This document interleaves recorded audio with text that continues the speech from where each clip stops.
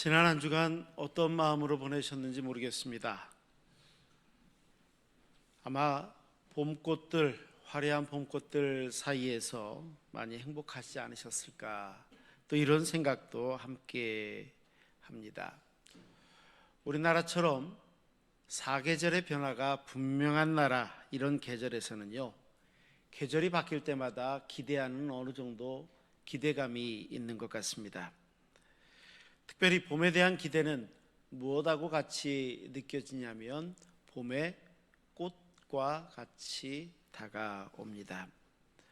지난주에 비가 많이 오지 않았다면 지금도 아마 벚꽃 때문에 와 예쁘다 이런 마음 가지고 밖을 많이 바라보지 않았을까 생각이 듭니다. 근데 벚꽃이 많이 떨어지고 늦게 피는 벚꽃은 조금 남아있는 경우도 있고 그런 것 같습니다. 이 벚꽃이 지고 나면 그 다음에 피는 꽃들이 있습니다. 예쁜 꽃들이 계속 피어나겠죠. 매년 우리가 봄을 맞지만 봄을 맞을 때마다 갖는 느낌 중에 하나가 참 신기하다 이런 생각을 하게 됩니다. 왜냐하면 겨울이 지나갔기 때문입니다. 지금은 화려하게 꽃이 피어있는 그 나뭇가지들이지만 지난 겨울에 어땠습니까? 아이고 저게 살아있나?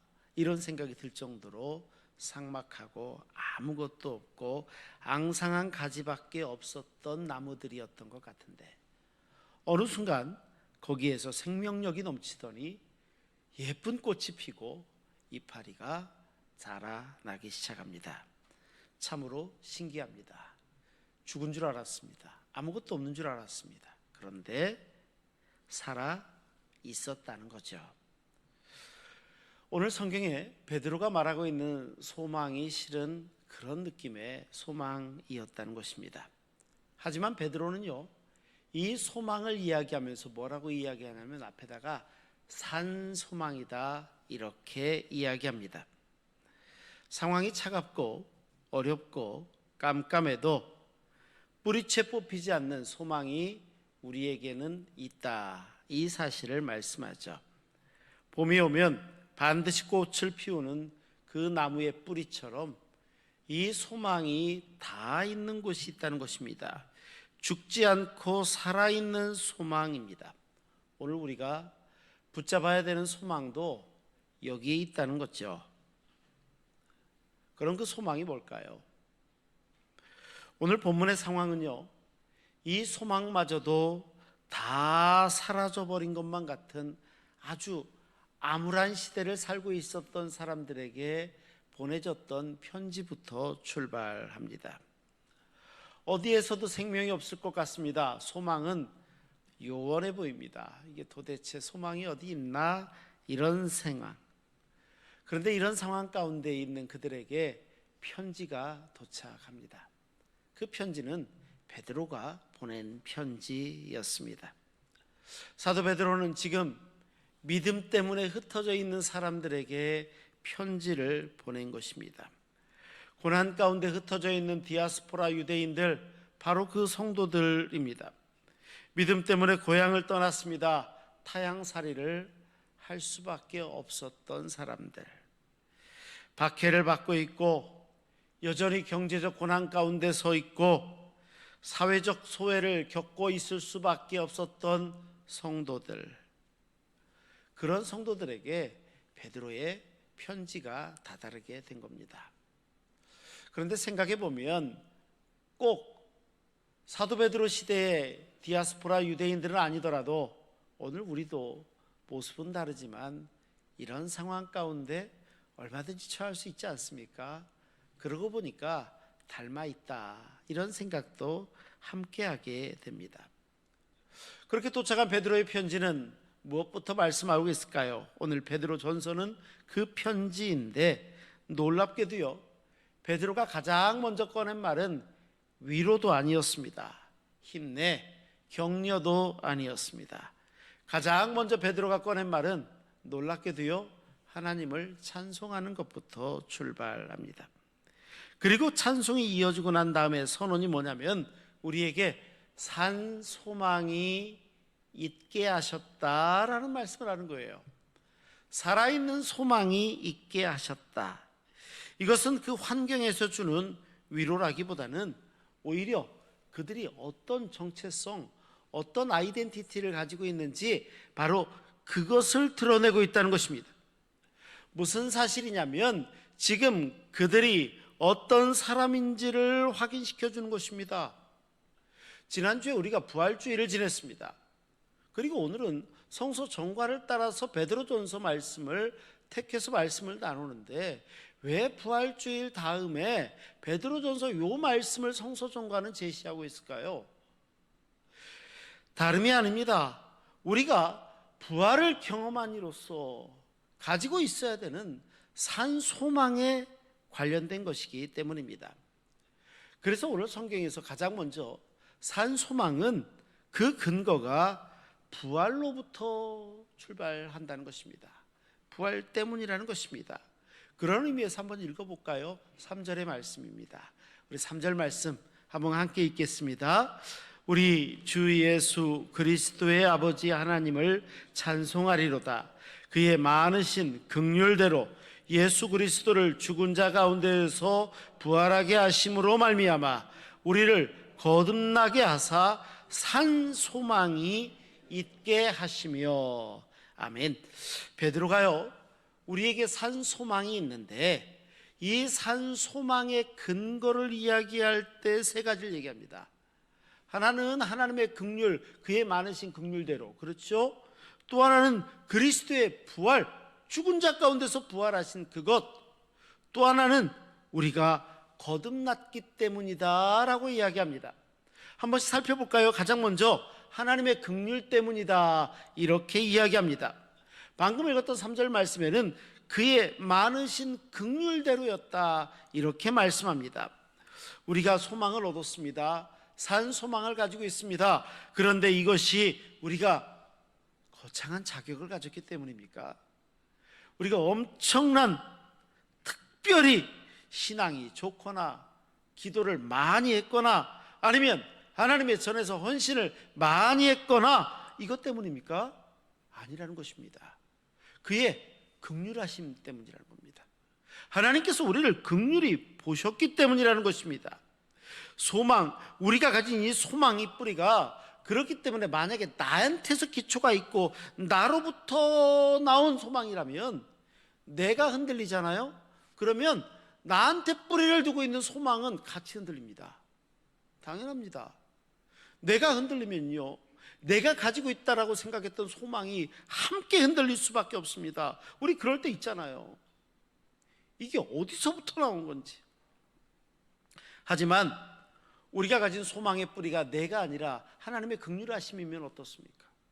하나님의 긍휼하심 때문에 내가 가지고 있는 소망이라면 전혀 달라집니다. 아무리 어느 순간 내가 흔들리는 순간이 있다 할지라도 결코 이 소망은 흔들릴 수가 없습니다. 왜요? 하나님께 뿌리를 두고 있기 때문입니다. 하나님의 긍휼하심 가운데 있는 소망이기 때문입니다. 두 번째로 베드로는 뭘 지적하냐면 예수 그리스도의 부활 때문에 우리에게 산 소망이 있다 이렇게 말했죠. 본문은 이랬습니다. 예수 그리스도를 죽은 자 가운데서 부활하게 하심으로 말미암아. 주님이 부활하신, 부활에서 찾는 것입니다. 이 부활 사건은요 실은 잘 생각해 보면 2000년 전 사건입니다. 2000년 전에 있었던 사건. 그런데 그 사건이요 왜 오늘 우리의 소망하고 연결이 됩니까? 2000년이나 흘렀는데 이게 도대체 뭐란 말입니까? 그런데요 이게 연결이 됩니다.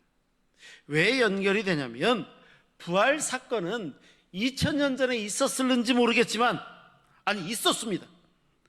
그런데 그 부활하신 주님이 지금도 살아계시기 때문입니다. 주님이 지금도 살아계시기 때문에, 부활하신 주님이 살아계시기 때문에 그분이 바로 오늘 우리의 소망이 되신다는 겁니다. 주님이 우리의 소망이 되어 주십니다. 그리고 그 소망은 살아 있습니다. 죽지 않은 소망이 죽지 않았기에 오히려 더 자라가게 됩니다. 살아있다는 증거입니다. 세상의 소망은요 내가 원하던 것을 얻고 나면 변해버리거나 아니면 그 소망이 됐기 때문에 또 다른 소망을 찾습니다. 또 다른 소망을 찾습니다. 또 다른 소망을 찾습니다. 계속 찾다가 어느 순간에는 내가 죽어버리든 아니면 소망이 아무 의미가 없이 허무하게 사라져버리든 그래버리고 만다는 것입니다. 하지만 부활의 소망은 다릅니다. 우리를 살아있게 합니다. 아니, 오히려 더 우리가 그것으로 살아가게 만듭니다. 이게 부활의 소망입니다. 세 번째, 베드로는 뭘 얘기합니까? 거듭남 때문이다, 이렇게 이야기합니다. 본문에는 이렇게 기록하였습니다. 우리를 거듭나게 하사. 부활의 능력이요, 우리 안에 다시 들어온 것을 뭐라고 이야기하냐면 중생 또는 거듭남, 중생, 이렇게 이야기합니다. 거듭났다는 것은 단순히 새가 새 출발을 해야지 이렇게 다짐하는 것을 넘어섭니다. 그리고 영이 죽었던 사람이 이제 새 생명을 받게 되는 바로 그것입니다. 부활의 생명이 우리 안에 들어오는 것입니다. 그렇기에 우리가 산 소망을 갖는 것 너무 당연합니다. 그럴 수밖에 없습니다. 왜요? 우리 안에 부활의 생명이 있기 때문입니다.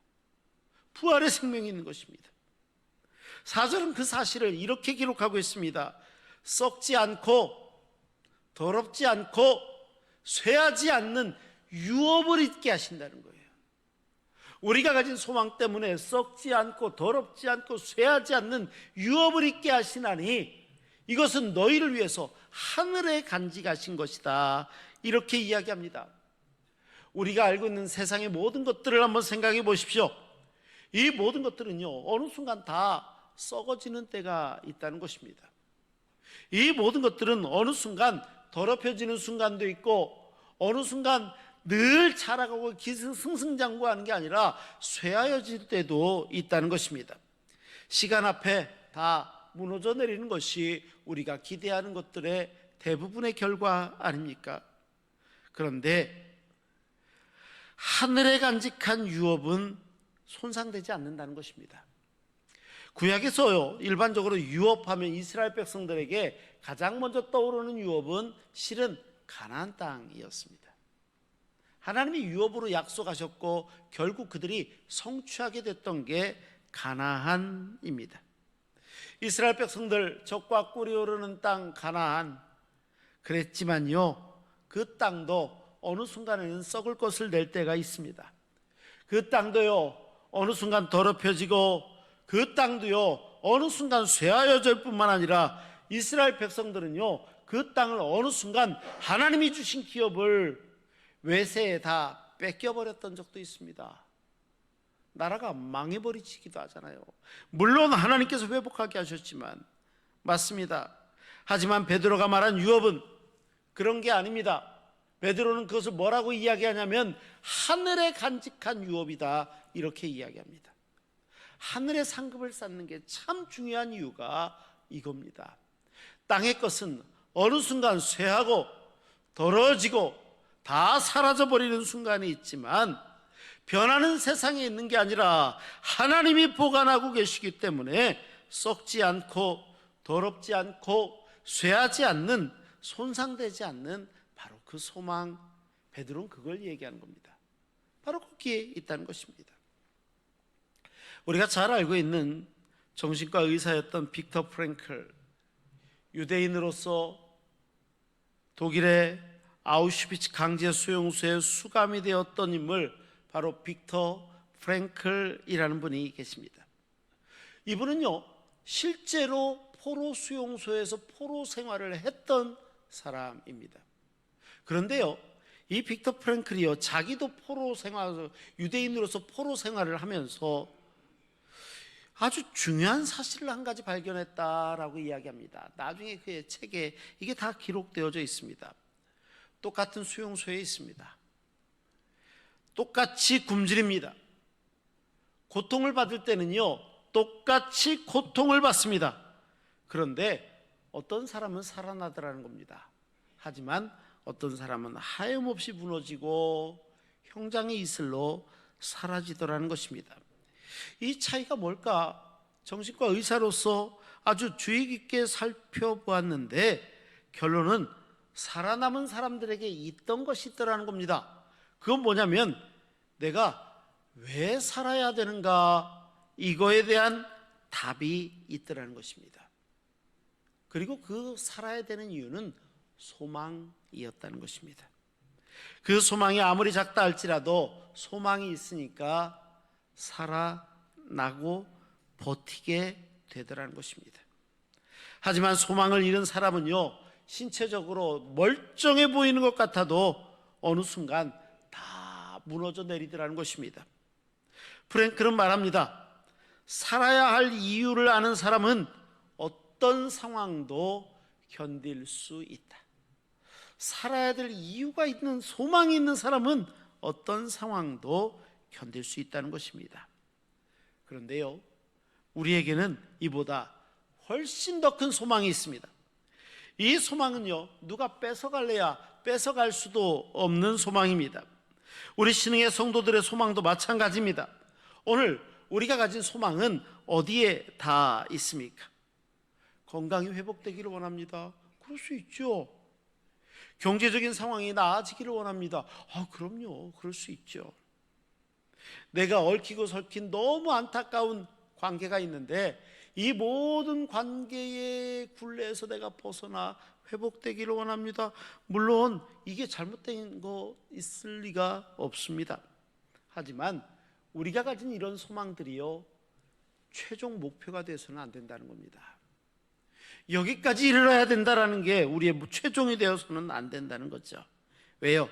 이 소망은요, 언제든지 무너질 수 있고 언제든지 상황이 바뀔 수도 있고 언제든지 내가 대하는 태도와 마음이 바뀌어버릴 수도 있기 때문입니다. 우리의 소망은 더 깊은 곳에 늘 그래서 뿌리를 내리고 있어야 됩니다.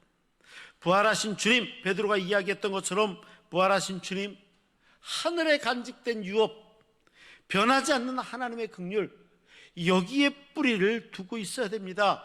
그래야 소망이 흔들리지가 않습니다. 두 번째로, 산 소망은요, 고난을 통해서 정금처럼 단련되어져서 나아가게 된다는 것입니다. 5절은 이렇게 말씀합니다. 너희는 말세에 나타내기로 예비하신 구원을 얻기 위하여 믿음으로 말미암아 하나님의 능력으로 보호하심을 받는다. 바로 이 말씀이 5절입니다. 성도들이 보호를 받습니다. 보호받는 주체가 뭘까요? 바로 하나님의 능력이라는 겁니다. 하나님의 능력으로 보호하심을 받았느니라. 그리고 그 보호가 이루어지는 통로를 우리는 믿음, 이렇게 이야기합니다. 믿음 가운데 하나님의 능력으로 보호하심을 받는 거지요. 우리가 스스로 지키는 것이 아니라 하나님의 능력이 우리를 붙잡고 계시는 것입니다.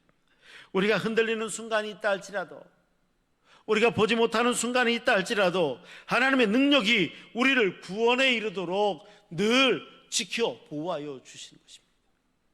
그 하나님의 능력 말입니다. 그리고 나서 보니까 6절은 이거 조금 모순하냐, 이런 생각이 드는 게 6절인데요 6절은 또 이렇게 말씀합니다. 그러므로 라는 게 이어지는 말씀입니다. 그러므로 너희가 이제 여러 가지 시험으로 말미암아 잠깐 근심하게 되지 않을 수 없으나 오히려 크게 기뻐한다, 이 말씀입니다. 시험으로 근심하는데 기뻐해? 근심하는데 기뻐해? 뭔가 이상하지 않습니까? 남의 이야기 갖고 이거 무슨 소리야? 근심하는데 뭔 기쁨? 하지만 베드로는 말씀하시기를 현실을 외면하거나 고난은 없어, 이런 게 아니라는 것입니다. 잠깐 근심하게 된다라는 말에 있는 것처럼 고난은 실제입니다. 얼마든지 고난이 있을 수 있습니다. 근심, 우리가 갖는 진짜 감정입니다. 근심 가질 수 있습니다. 신앙인이라고 예외입니까? 아니요. 신앙인도 얼마든지 근심할 수 있고요, 얼마든지 고난 가운데 처할 수 있다는 것입니다. 하지만 베드로는 오히려라는 말도 사용합니다. 하지만 오히려 고난에도 불구하고 기뻐한다는 것입니다. 고난 가운데 기뻐한다는 것, 고난 가운데 그 한가운데서 기쁨이 솟아오를 때가 있다는 겁니다. 고난받지만 왜 그렇게 이야기했을까요? 7절입니다. 7절을 한번 같이 읽겠습니다. 7절 함께 읽습니다. 너희 믿음의 확실함은 불로 연단하여도 없어질 금보다 더 귀하여 예수 그리스도께서 나타나실 때에 칭찬과 영광과 존귀를 얻게 할 것이니라. 아멘. 불이요, 불을 갖다가 금에다가 쏜다고 한번 생각해 보십시오. 그러면 불이 금을 파괴합니까? 없애버립니까? 아니죠. 잘 생각해 보면요, 금은 남습니다. 하지만 금 안에 불순물은 제거됩니다. 고난은요, 그런 말이 있어요. 고난은 우리 믿음의 민낯을 제대로 보여준다라는 말이 있어요. 고난이요, 우리 믿음의 진짜 얼굴이 어떤지 보여준다는 것입니다. 나는 혹시 하나님 잘 믿는다고 했지만 실은 편안하게 살기만을 원하는 게 내 믿음이 아니었는지, 나는 혹시 주님을 신뢰합니다 이렇게 얘기하지만 한쪽 뒤에서는 그래도 내 계획이 다 이루어지기를 원합니다 이렇게 말하면서 있지 않았냐는 거예요. 이 모든 것들은요, 언제 드러나느냐? 고난 앞에서 드러난다는 겁니다. 우리가 고난 가운데 있을 때 불순물이 다 빠져나가면 금이 빛나듯이 그렇게 재련되고 그렇게 단련되고 연단되어진 믿음은 예수 그리스도 앞에 나타나실 때 뭐로 나타난다고요? 칭찬과 영광과 존귀로 드러난다는 겁니다. 베드로는 그 얘기하는 거예요. 이 고난이 지나고 나면 바르게 지난 사람은 칭찬과 영광과 존귀로 드러난다는 것입니다. 도자기를 굽는 도예가들이요, 그런 말들을 합니다. 도자기를 만든 다음에 가마에 집어넣는데 이 가마에 집어넣기 전에는 어떤 작품이 살아남을지 알 수가 없다는 겁니다. 어떤 작품이 진짜로 마지막까지 도자기 역할을 할지, 불 속에 들어가 봐야 진짜 흙 속에 숨겨져 있었던 기포도 발견되고 균열도 발견되고 다 드러난다는 것입니다. 이 모든 것들이 다 제거돼야 됩니다. 제거되면 그 다음에 진짜 도자기만 남는다는 것입니다. 불을 통과하지 않은 도자기, 아직 완성되지 않았다는 것입니다. 이건 완성되지 않은 도자기입니다. 우리의 믿음도 마찬가지입니다. 고난이라는 가마를 통과하면서 우리 안에 숨어있던 것들이요, 다 드러나게 되어 있습니다. 하나님보다 더 의지하고 있었던 것은 없었는지, 주님보다 더 굳세게 붙잡고 있었던 것은 없었는지, 이것이 제거되니까 믿음은 비로소 진짜 믿음이 되더라는 겁니다. 이 모든 것들이 제거될 때 오늘 우리는 어떻습니까? 우리가 지금 겪고 있는 고난이 혹시 있습니까? 이 고난이 우리의 믿음을 통째로 흔들어 버릴 때는 없습니까? 어느 순간 나약한 인간이기 때문에 흔들리는 순간이 있을 수도 있죠. 하지만 그게 끝이 아니라는 것입니다. 하나님께서는요, 이 고난을 통하여서 우리의 믿음을 연단하시기 때문입니다. 이 믿음의 연단. 고난이 끝나야 하나님이 일하십니까? 아닙니다. 고난의 한복판에서 하나님은 일하고 계시기 때문입니다. 이 하나님의 은혜의 말입니다. 맞습니다. 우리의 자리는 그렇듯 하나님이 일하시는 자리가 되어야 될 줄로 믿습니다. 마지막으로 우리의 산 소망은 어때야 될까요? 눈에 보이지 않는다 할지라도 기뻐하는 게 우리의 산 소망의 모습입니다. 8절 말씀은 좀 흥미로운 말씀인데요, 한번 같이 읽어볼까요? 8절 함께 읽겠습니다. 예수를 너희가 보지 못하였으나 사랑하는도다. 이제도 보지 못하나 믿고 말할 수 없는 영광스러운 즐거움으로 기뻐하니. 아멘. 이거는요, 실은 생각해 보면 굉장히 놀라운 선언이에요. 왜요? 지금 이 베드로전서 편지를 받고 있는 사람들은요, 잘 생각해 보십시오. 그들은 육신의 예수님을 눈으로 보지 못한 사람들이기 때문입니다. 육신의 예수님을 눈으로 보지 못했습니다. 하지만 이 편지를 쓰고 있는 베드로는요, 누구예요? 육신의 예수님을 눈으로 보았던 사람입니다. 예수님께서 갈릴리 바다에서 베드로를 제자로 부르실 때 나를 따라와라, 내가 너를 사람을 낚는 어부가 되게 하겠다 말씀하실 때 그 자리에 있었고, 그 부르심을 따라 예수님의 제자가 된 게 이 편지를 쓰는 베드로라는 것입니다. 변화산에서 예수님이 영광 가운데 변모되시던 모든 것들 눈으로 봤던 사람이 누구라고요? 베드로가 그 자리에서 눈으로 봤던 사람입니다. 그런 베드로가 편지를 받는 성도들에게 뭐라고 이야기하냐면, 너희가 보지 못했지만 그 주님을 사랑한다, 이렇게 얘기하는 거예요. 대단하지 않습니까? 지금 베드로하고요, 편지를 받는 사람들은 상황이 다른 거예요. 너희는 눈으로 보지 않았지만 사랑하지 않니? 이런 거예요. 어떤 위로라기보다는 오히려 베드로는 지금 그 암흑 가운데 도망가서 남들 앞에서 믿음을 드러낼 수 없는 그런 상황 가운데 있는 그들에게 너희들의 믿음이 담대하다는 것을 얘기하는 겁니다. 너희들이 담대한 믿음을 가지고 있다는 거 인정이고 신앙 고백이고 너희들의 믿음이 대단하다는 선언입니다. 바로 그것. 그러면서 이야기합니다. 보지 못하면서도 사랑하는 그 믿음, 이 믿음이 진짜 믿음이지, 너희들의 믿음이 바로 그 믿음이지, 이렇게 말씀하는 겁니다.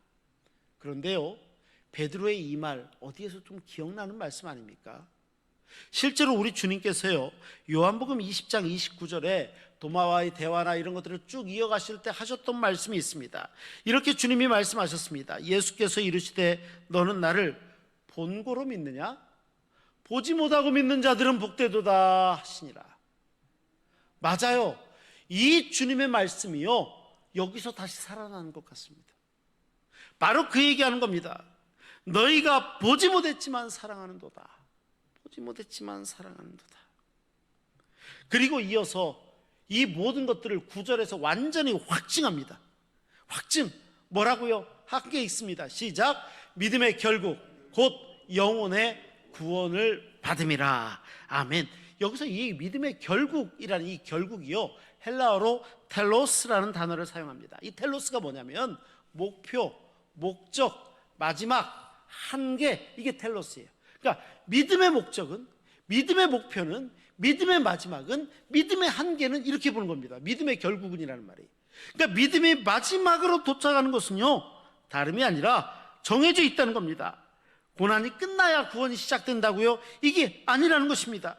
지금으로 우리가 믿음으로 살아가는 자리가 있으면 구원은 이미 역사하고 있다는 겁니다. 이미 역사하는 겁니다.